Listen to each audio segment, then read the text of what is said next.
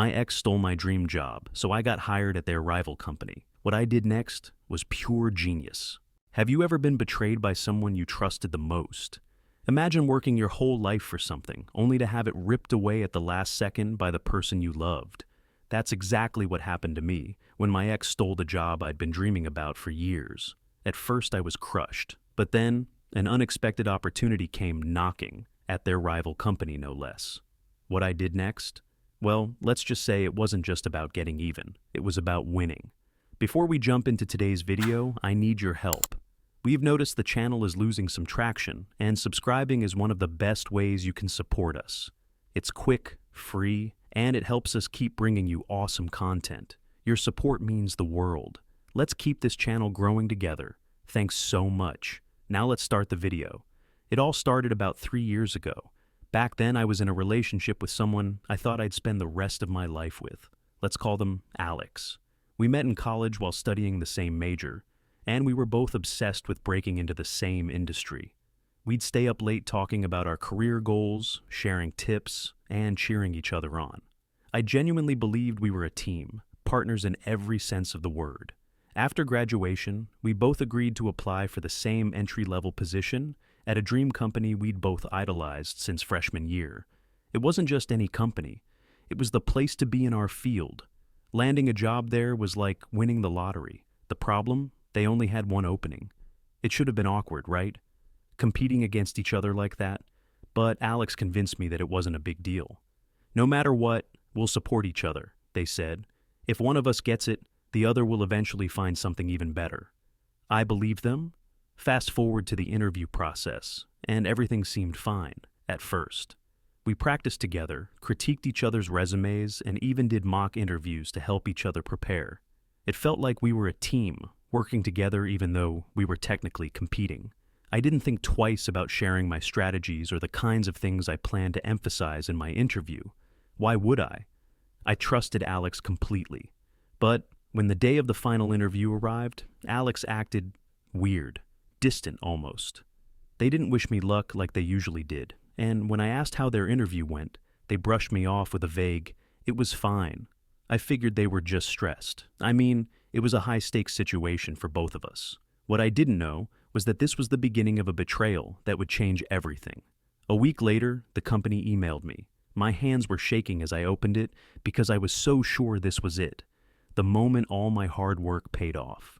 But as soon as I read the first line, my heart sank. "Thank you for your application." Unfortunately, I couldn't even finish reading the email. I sat there, staring at the screen in disbelief. It didn't make sense. I'd nailed every step of the process. The recruiter had even hinted that I was one of their top candidates. What had gone wrong? I was devastated, but I tried to stay optimistic. Maybe Alex had gotten it. At least then, one of us would be living the dream, right? I called Alex to check in, and they answered with an unusually cheerful tone.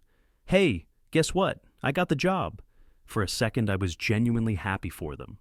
"Wow, that's amazing. Congrats," I said, even though my voice cracked a little. But as we kept talking, something felt off.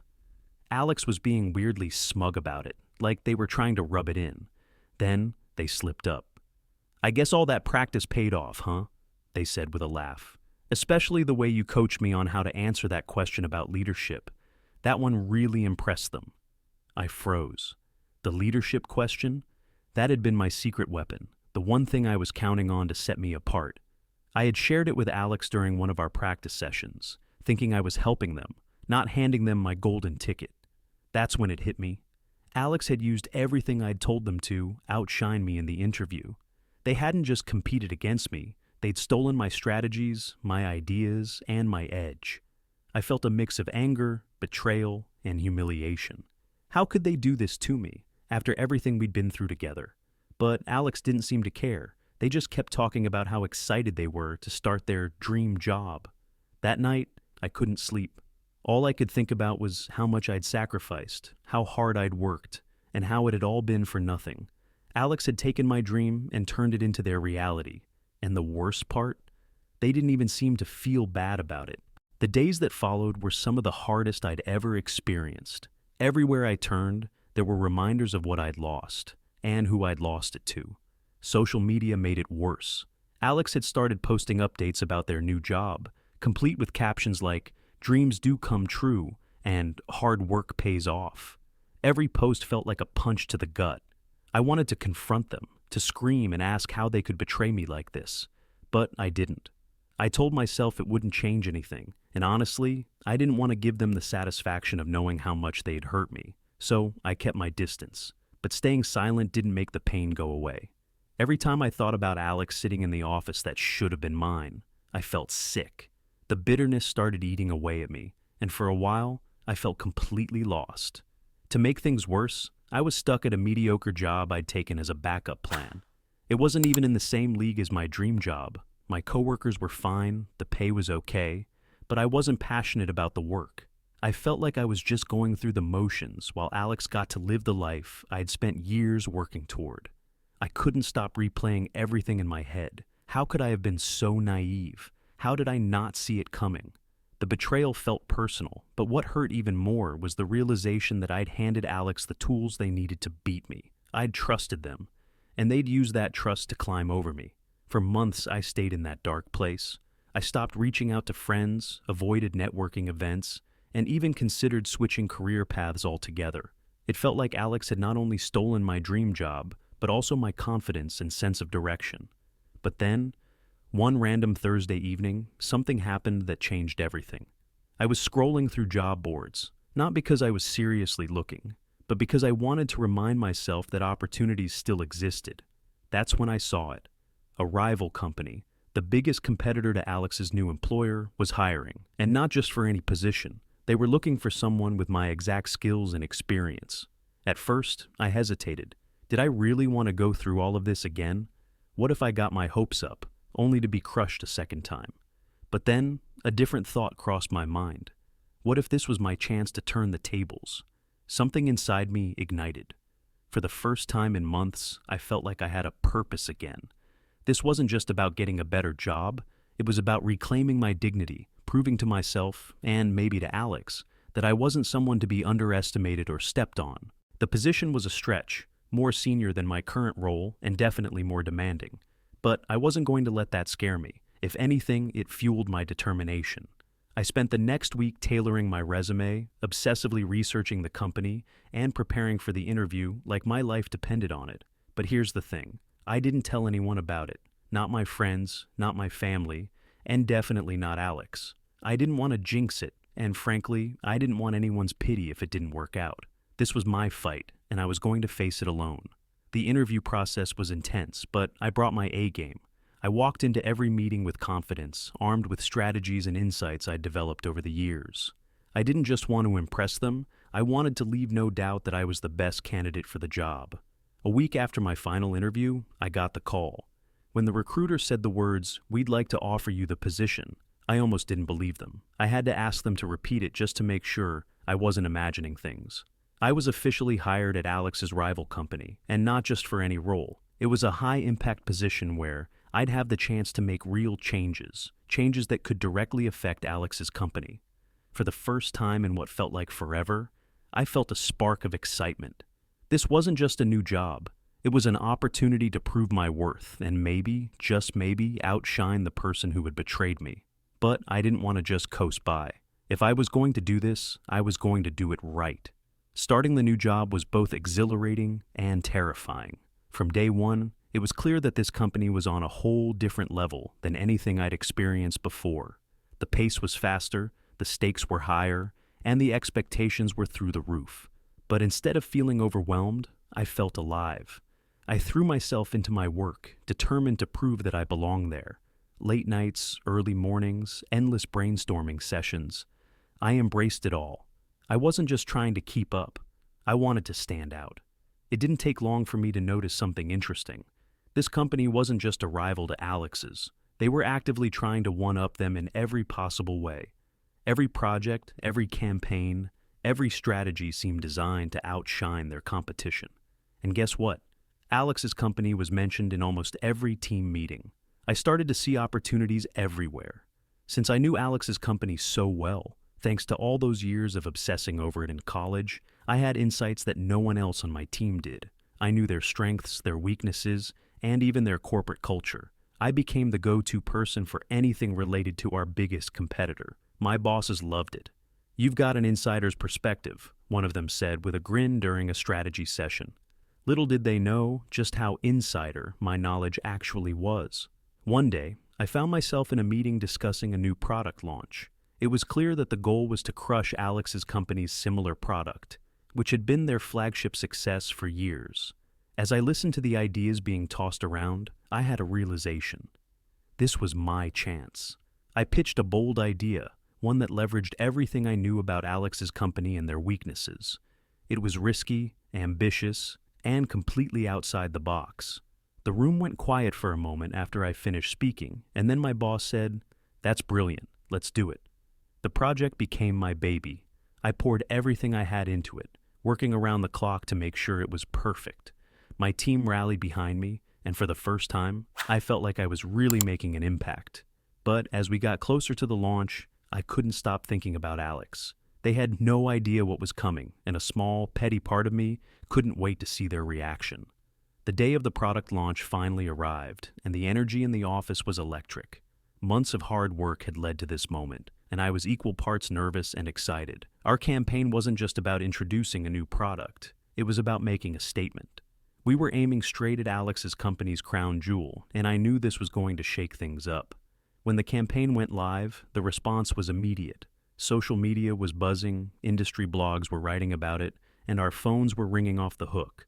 The strategy I'd pitched, the one my team had executed to perfection, was working. We weren't just competing with Alex's company, we were dominating them. I couldn't resist taking a peek at their social media accounts. Sure enough, they were scrambling. Their responses were awkward, defensive, and, honestly, kind of desperate. It was clear they hadn't seen this coming, and they weren't prepared to handle the fallout. That evening, as I was scrolling through the comments section of one of our campaign posts, I saw a name that made my heart skip a beat. Alex. They hadn't posted anything directly, but their username popped up in a thread where people were debating the merits of our product versus theirs. I clicked on their profile, half expecting to see some passive-aggressive post about the situation. But instead, I found something that made me laugh out loud. Alex had updated their bio to include their job title at their company, followed by a single word: innovator. Innovator? Seriously? This was coming from the person who'd stolen my ideas to land their job in the first place. The irony was almost too much to handle. But instead of feeling angry, I felt victorious. For the first time since Alex had betrayed me, I didn't feel like the underdog anymore. I wasn't the one scrambling to keep up. They were. And the best part? They had no idea that I was the one behind the campaign that was giving them so much trouble. That night, I celebrated with my team. We toasted to our success, to the future, and to the fact that we were finally making waves in the industry. But deep down, I was celebrating something else. I was finally taking back control of my story. The days following the launch were a whirlwind. Our campaign continued to gain traction, and it wasn't long before industry insiders started taking notice. Articles were being written about our innovative approach, and some even speculated about what this meant for Alex's company's future. For me, it was validation on every level. I'd spent months feeling like a failure, questioning my worth, and wondering if I'd ever recover from Alex's betrayal. But now, I was the one driving the narrative, and the best part, no one knew just how personal this was for me. Well, almost no one. About a week after the launch, I got a text from Alex. I hadn't heard from them in months, so seeing their name pop up on my phone was jarring, to say the least. "Hey, congrats on the campaign," the message read. "Looks like your new company is doing well." I stared at the screen, unsure of how to respond, or if I even wanted to respond. The message felt fake, like they were trying to act friendly while secretly panicking about the impact we'd had on their company. But then another message came through. "Did you know we're working on a response campaign? Should be interesting to see how this plays out." There it was, the smugness, the competitiveness, the subtle jab meant to remind me of what they thought was their upper hand. For a moment, I felt that familiar anger bubbling up again, but I quickly pushed it aside. I wasn't going to let Alex get under my skin. Instead, I replied with something simple. "Thanks. Looking forward to it." That was it. No emotion, no overthinking, just a polite response that left no room for further conversation. If Alex wanted to play games, they could do it on their own time. I had bigger things to focus on. Still, I couldn't help but wonder what their response campaign would look like. Would it be as unoriginal as their interview strategies? Or would they actually manage to pull something impressive out of their hat? Either way, I wasn't worried. I knew my team and I were ready for whatever they threw at us. A couple of weeks later, Alex's company launched their so-called response campaign. I wasn't sure what to expect, but I have to admit, they didn't hold back. They'd clearly put a lot of resources into it: slick ads, flashy graphics, and even a few high-profile endorsements. At first glance, it looked impressive.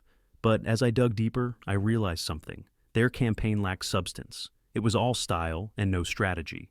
They were so focused on outshining us that they didn't actually address the core value of their product. Even better, I started noticing little details that felt eerily familiar: phrases, design elements, and even some messaging strategies that seemed ripped straight out of our playbook. It didn't take a genius to figure out what had happened. They'd taken notes from our campaign and tried to repurpose them for their own. I couldn't help but laugh. It was like déjà vu. Alex had stolen from me once before, and now their company was doing the same thing. But this time, I was ready. Instead of getting angry, I used it as fuel. My team and I got to work on a follow-up campaign that addressed their weak points head-on.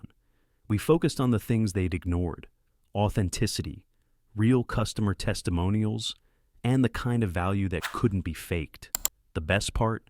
We didn't even mention their campaign directly. We let our work speak for itself, and it worked. Within days, the narrative had shifted back in our favor. Industry insiders were praising our thoughtful, innovative approach, while criticizing their campaign as a hollow attempt to keep up. The feedback was brutal, and I couldn't help but feel a sense of poetic justice. But the real kicker came during a team meeting a few weeks later. My boss walked in with a huge grin and announced that our company had just secured a major client, one that had previously been loyal to Alex's company for years. Apparently, they'd been so impressed by our campaigns that they decided to jump ship. I could hardly contain my excitement. Not only were we outperforming Alex's company, but we were actively taking business away from them. It was the ultimate power move, and it felt like everything was finally falling into place.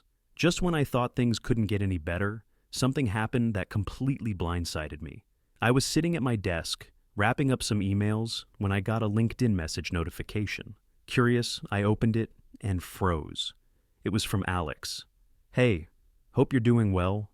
I know things have been tense, but I was wondering if you'd be open to grabbing a coffee sometime. I could really use your advice." My advice? I reread the message, trying to make sense of it.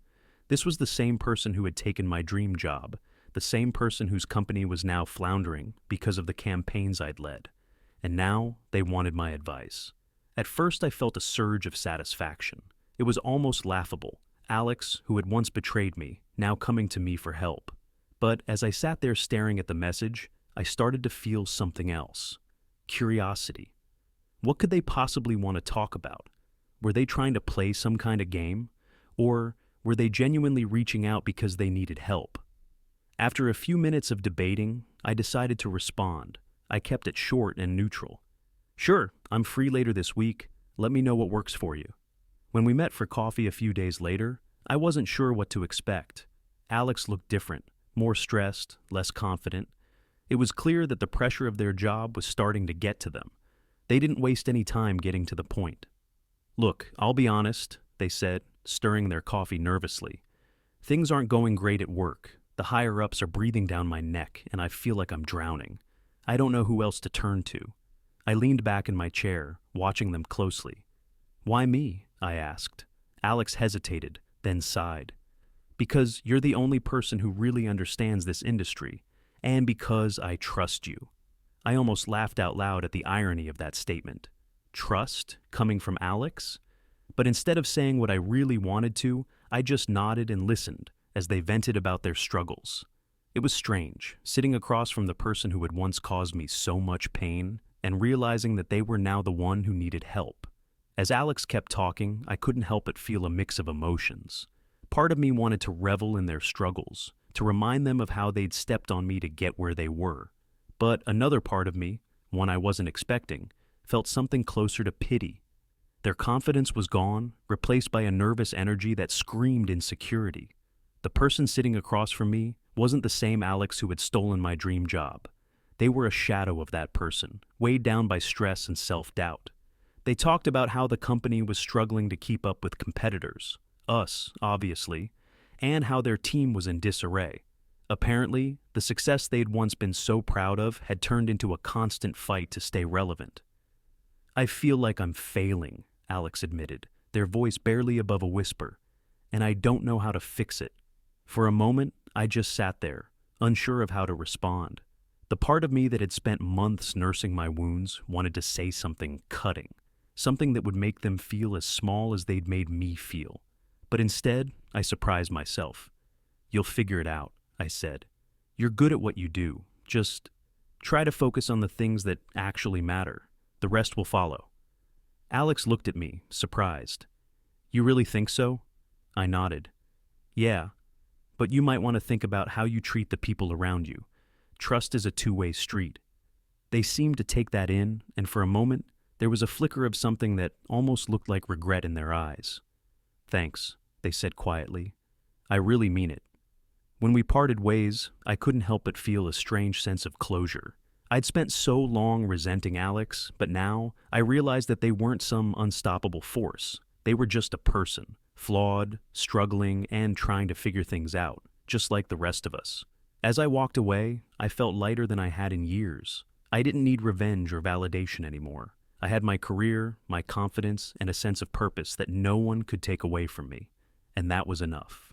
Looking back, I realized this whole journey wasn't just about a job or proving a point.